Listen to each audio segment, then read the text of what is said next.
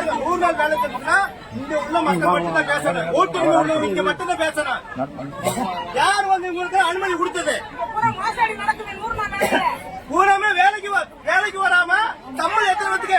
இவங்க பூரா வேலைக்கு வந்தவங்க வேலைக்கு வராம வராத இங்க வர சொல்லுங்க. வேலைக்கு வராம இங்க சம்பளம் வாங்கிட்டு இருக்காங்க. அவங்களுக்கு எதிராக மத்திய அரசு வந்து இது பண்ணிருக்கு. மிகப்பெரிய ஊழல் செஞ்சதுனால பணத்தை மத்திய அரசு நிப்பாட்டி இருக்கு.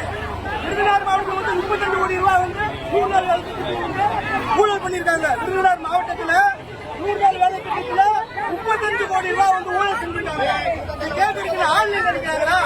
பண்ண ஊழல் பண்ணி கொடுத்து 35 கோடி ரூபாய் விருதுநகர் மாவட்டத்தில் 35 கோடி ரூபாய் 100 நாள் வேலை திட்டத்தில் ஊழல்.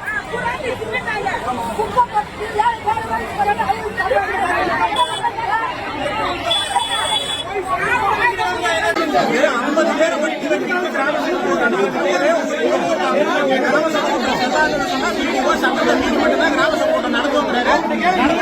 பொதுமக்கள் எல்லாம் நடந்தது அப்படின்னா அப்படிப்பட்ட கிராம சபை கூட்டமே எங்களுக்கு தேவை. இங்க கிராம சபை கூட்டத்துல வந்தவங்க ஒப்புதல் கையெழுத்து வெறும் 50 கையெழுத்து தான் இருக்குது. கிராம சபை கூட்டம் முடிஞ்சிருச்சுன்னு பிடிஓ கிளம்பிட்டாரு. இப்ப கேட்டா கிராம சபை கூட்டம் முடிஞ்சிருச்சு கிளம்புறோம் அப்படின்னு கிராம சபை கூட்டம் கிளம்பிட்டாரு. சார் இப்படிதான் கிராம சபை கூட்டம் நடத்தீங்கன்னா தயவு செஞ்சு எங்க ஊருக்கு கிராம சபை கூட்டம் வேணாம் சார். தயவு செஞ்சு நடத்தாதீங்க சார். கிராம சபை கூட்டம் நடத்தாதீங்க சார். எதுக்கு சார் எங்களை பிடிச்சி நீங்க உட்கார வச்சுட்டு தேவையில்லாம வம்பிழுக்கிறீங்க? இப்படிதான் பண்ற மாதிரி இருந்தா கிராம சபை கூட்டம் நடத்தாதீங்க சார். உங்ககிட்ட கேள்வி கேட்கறேன், நீங்க உங்ககிட்ட பதில் சொல்லுங்க. நான் இந்த இது சொன்னேன் சார், இந்த மாதிரி இருக்கு சார், இப்படிதான் ஆரம்பிக்கணும். நாங்க போன தடவை சொன்னோம், இவனுக்கும் தெரியும். போன தடவை அதுக்கு அப்புறமா சரி 80 பேர் ஸ்டார்ட் பண்ணோம். நாங்க இந்த தடவை வந்து பார்க்கும்போது காலையில வெறும் 45 பேர் தான் இருந்தாங்க. வெறும் 45 பேர் தான். கிராம சபை கூட்டத்துக்கு மக்களை கூட்டிட்டு வாங்கன்னு சொல்லி எங்க கிட்ட நிறைய பேர் சொல்றாங்க. மக்கள் கிராம சபை கூட்டத்துக்கு வராத காரணம் கிராம சபை கூட்டத்தினால மக்களுக்கு போன நம்பிக்கைனாலதான் அவங்க வரதில்ல. இங்க வந்து சார் இருங்க நான் முடிச்சிடுறேன். இங்க வந்து தீர்மானம் போட்டு தீர்மானம் ஏதாவது நிறைவேறி அதன் மூலியமா அவங்க ஏதாவது பயனடைஞ்சிருந்தா கிராம சபை கூட்டத்துக்கு வருவாங்க. இங்க போடுற தீர்மானம் எல்லாம் அவங்க எழுதிட்டு போறதுக்கும் நாங்க போய் கையெழுத்து 100 பேர் கையெழுத்து வாங்கிட்டு புத்தகம் மூடி வச்சாங்கன்னா அதோட முடிஞ்சு போச்சு சார். ஒரு தடவையும் போடுற தீர்மானத்துக்கு இவங்க தீர்மானத்தின் மீது எடுக்கப்பட்ட நடவடிக்கை ஏதாவது சொல்லியிருக்காங்களா? 4 நாளைக்கு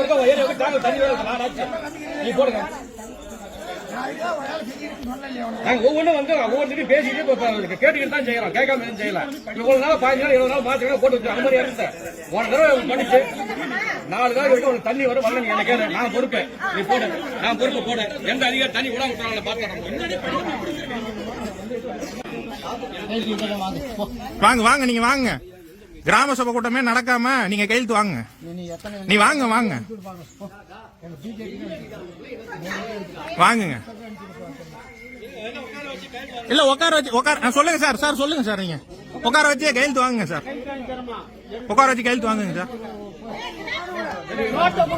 உட்கார வச்சு கையெழுத்து வாங்க. நீங்க கிராம சபை கூட்டமே நடக்காம கிராம சபை கூட்டம் நடந்தா நீங்க வாங்க. அது உங்க விருப்பம். கோரம் இல்லைன்னா நீங்க வேலையை பண்ணவே கூடாது, இது பண்ணக்கூடாது. நீங்க வந்து கூட்டமே நடத்தக்கூடாது. கோரம் வேணும். அது இல்லாம எல்லா இடத்துலையும் என்னமோ ஒண்ணு பேருக்கு பண்ணிடணும் அப்படின்னு சொல்லிட்டு உங்களுடைய கடமையை தீக்கணும் அப்படிங்கிறது அதுதான் புதிய இருக்கிற விஷயம். பட் ஆனா இந்த கிராம சபை கூட்டம் நடக்குதா? கிராம சபை கூட்டம் நீங்க ஆர்ப்பாட்டம் போடுறீங்க. இந்த கிராம சபை கூட்டத்தை ஏன் ஆர்ப்பாட்டமா மாத்துறீங்க? கிராம சபை அந்த இடத்துல மக்கள் நீங்க கூட்டிட்டு கூடாது. நீங்க